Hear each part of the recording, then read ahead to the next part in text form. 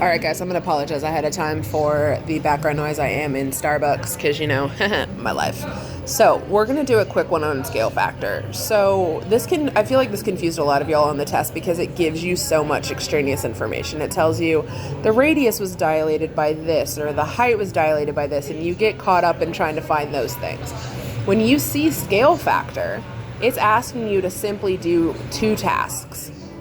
Well, we know scale factor, I can write. Scale factor is the measurement of which we dilate something. So when we dilate, we either get smaller or bigger. So we know that scale factor, if the scale factor is less than 1, the image is going to get smaller. If it's greater than 1, the image is going to get bigger.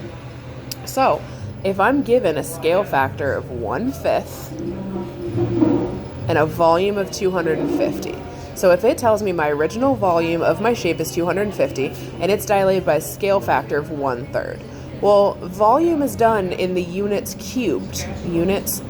So I need to cube, step 1, cube my scale factor. Step 1, cube my scale factor. Well, 1/5 cubed is 1 over 1/25. Then my next step, just like we did in dilations in geometry, I multiply my scale factor by my volume.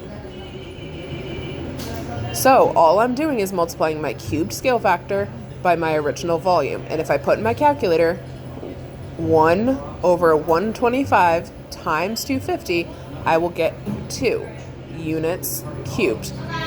Doesn't that make sense? That because my scale factor is less than 1, I got smaller. So 1/125th of the size is 2 units. So that's if we go smaller. If we go bigger, let's say we have a scale factor of 3, and our original volume is let's say 618. I picked that because it's 6:18 at night right now. So that's my OCD. So 3, I know my steps. My first step is to cube my scale factor, which equals 27, and multiply it by my original volume, which was 618. Well, 3 cubed is 27, multiplied by 618 equals 1,854, if I put that in my calculator, units cubed. So again, doesn't that make sense that if I'm making it 27 times bigger, it's going to be bigger? So I'm multiplying by a scale factor larger than 1, my image should get bigger.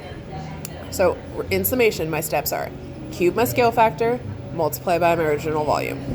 Cube my scale factor, multiply by my original volume.